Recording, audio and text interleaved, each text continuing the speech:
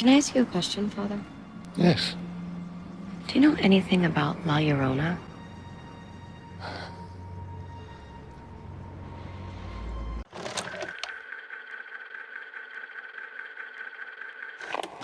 Before we begin, I need you to understand one thing. This isn't a video that I was supposed to make. This movie, The Curse of La Llorona, it's not the type of film that I usually have any interest in covering on this channel. But the thing is, I just happened to see it just now without any prior knowledge or expectations going into it, and oh my god. This thing might very well be the single worst horror film, if not the worst film, ever made. I don't usually like to use overall hyperbolic terms like the worst ever and the best ever here, aside from maybe a couple deserving exceptions, because that's such a subjective thing to say. And I don't believe any work of cinema should ever be labeled as the former based only on the quality. The Room is a pretty bad movie, but at least you can see that someone put real effort into it, and for that you can still respect it. However, if there is a film truly worthy of the title the worst ever, it would be The Curse of La Llorona. And that's because it's not only bad, it's bad because the filmmakers and writers involved clearly didn't give a single shit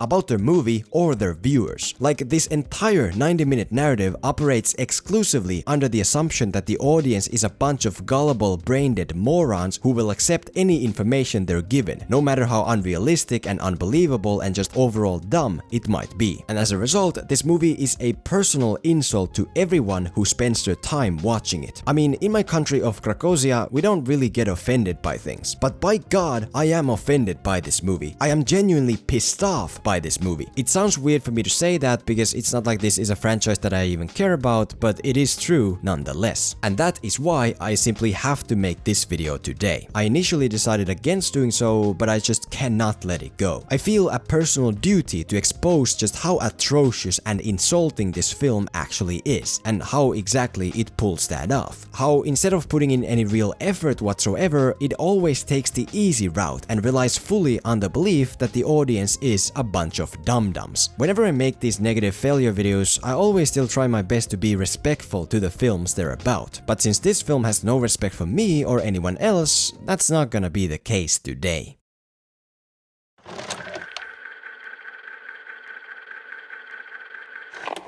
The first big thing you can notice about La Llorona is the fact that it consists entirely of scenes and events and character choices and actions that don't follow the most basic logic of the real world. As in, nothing that happens in this movie makes any f***ing sense. For example, look at the beginning when our CPS social worker hero woman is called out to a crime scene at night after the evil ghost lady kills the two boys that she's handling the case of. Okay, I'll be right there.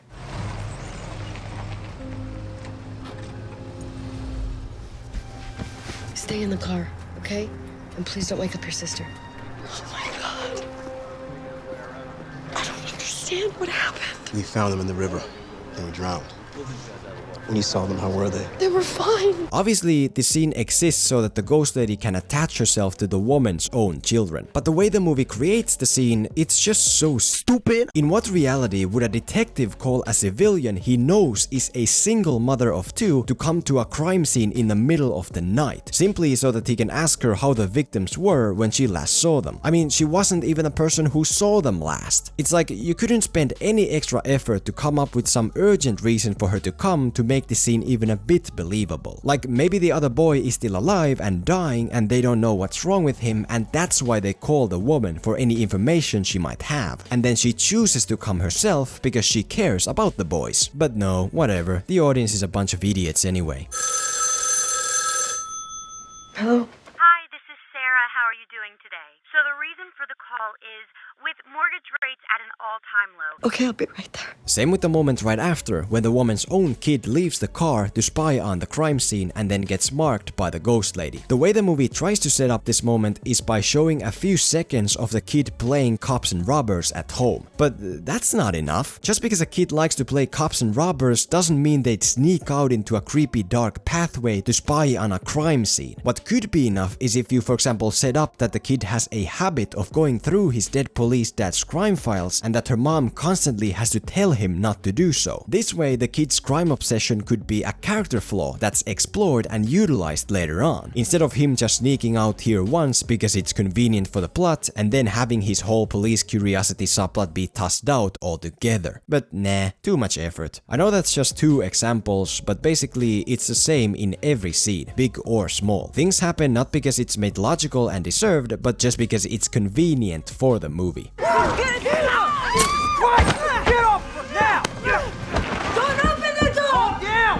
The cop conveniently drags the Latino mother away instead of simply apprehending her so that the woman can be alone to find her kids. Where is he taking her? That's just it. She's angry at you. And one of the first things your husband ever taught me is that Angry people love to talk. The police want a social worker to talk alone to a vengeful murder suspect who is also fully unrestrained. Okay. When we banish the spirit, her trance will be broken. Until then, we have to keep them close. The priest says to keep the kids close and then they immediately leave them alone in the other room so that the Latino mother can come and get them. What the movie? But the most insulting moment like this has to be the one toward the end, when they've successfully blocked the ghost lady outside with these magic seeds or whatever that now shouldn't be touched. What are those? As long as this line remains unbroken, she cannot enter. Do not touch them. And then 10 seconds later, the girl looks outside and notices her doll, which by the way has never been properly established to be that important to her or shown how it even got outside in the first place. And then, well, just guess what happens.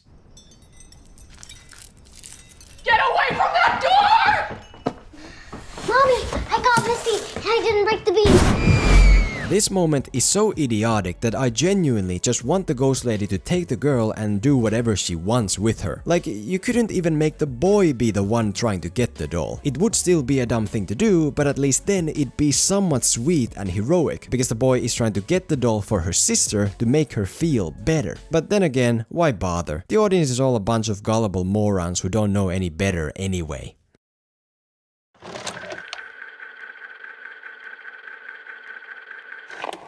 The next big offensive problem with this movie comes in the form of the evil ghost lady, who might be the worst, most incompetently created movie ghost in history, simply because the movie never bothers to clearly establish the rules and tendencies she operates under. Take her abilities for example, they follow no logic whatsoever. Sometimes she can be deceived by simply hiding in a closet, but other times she's an omniscient being who knows exactly where everyone is. Sometimes she can be stopped by simply holding the door shut or the car windows up, but other times she can just teleport through walls and doors. Basically, her abilities seem to shift and change based on whatever the movie at a specific time needs them to be, like in the umbrella scene for example.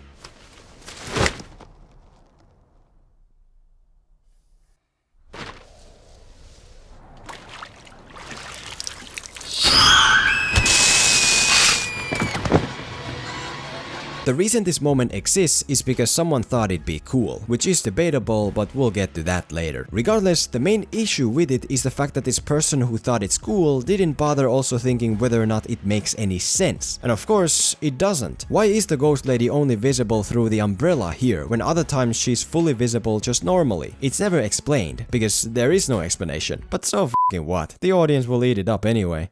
Water. Earth. Fire. Air.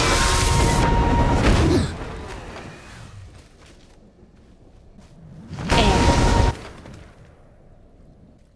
Air.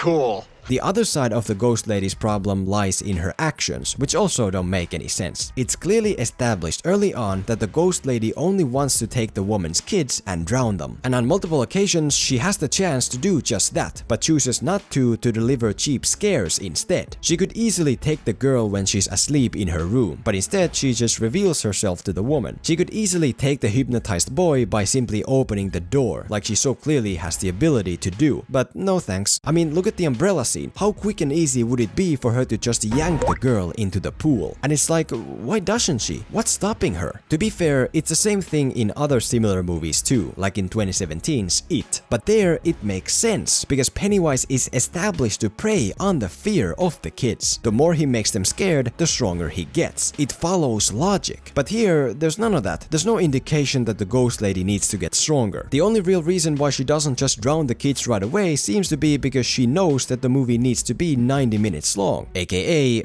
you audience, you bunch of idiots. But all that said, the biggest insult to the audience's intelligence has to be the way the ghost lady is ultimately defeated. Like, we have this supernatural being that's thematically tied to children and water and drowning. And what relevant, super satisfying and logical climax do the filmmakers give her? No, really, just take a guess.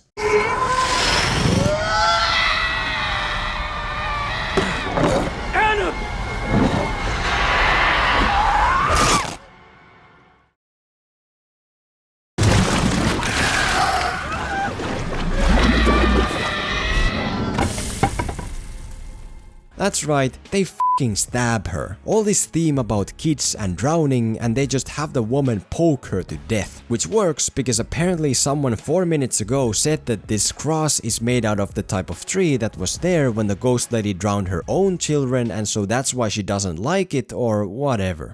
They say the fire trees wept as La Llorona drowned her children. As the only witness to her sins, they hold a special power over her. You know how in Aladdin they actually spent time figuring out a great theme-related ending? How Jafar is this power-hungry megalomaniac who ultimately gets defeated by his own hunger for power when Aladdin traps him in the lamp. Yeah, well, f*** all that work. Let's just arbitrarily stab the ghost with a cross. Right on, that's good enough. The audience won't know any better. If you've never had someone shovel actual physical shit in your face, I think this is as close to the feeling of it as you can get.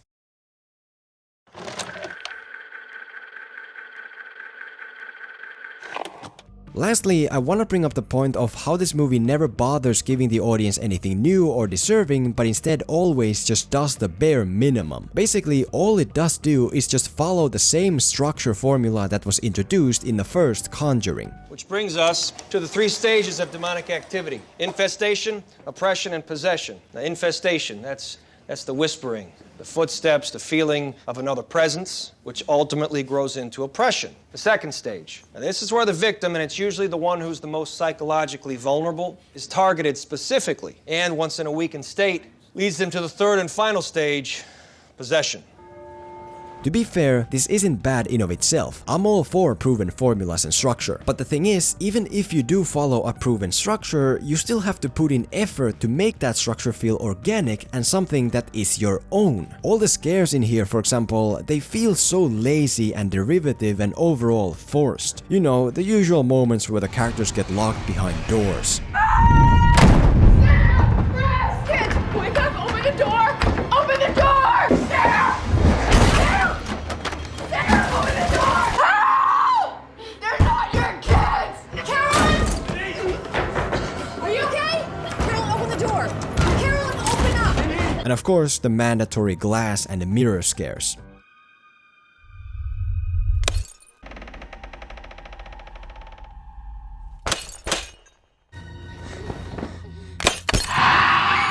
We've already seen all this done in the exact same way before so many times, not only in other movies but also in pretty much every other Conjuring universe movie. Plus here none of it makes sense either. It's never explained why the water-related ghost makes glass crack. It's never explained why she sees herself as a monster in the mirror. And like, realistically, what kind of a human girl keeps a mirror on the outside of her door? Even when the film does try to put its own spin on old scares, it still doesn't work. Maybe those scares are cool at the core, but it's hard to view them as such when they're unable to follow the most basic of logic. Because contrary to this movie's belief, I'm not a total gullible idiot. But it's not just the scares either, it's everything. This movie is full of scenes and situations that exist not because they deserve to, but just because the structure says that they have to. For example, we have this scene near the midpoint where the CPS comes to check on the woman's kids because they think she's the one hurting them. In of itself, it's a very useful scene because it raises the stakes and and obstacles for the second half. But the problem is, the movie never does anything with it. This scene never leads to anything, it never comes back. We don't see either of these characters ever again. Basically, the scene is there just because the structure says so. Another good example is at the end, when the former priest comes to help the family against the ghost lady, and then has this sudden moment of betrayal as if he's actually a bad guy. Raphael, help us.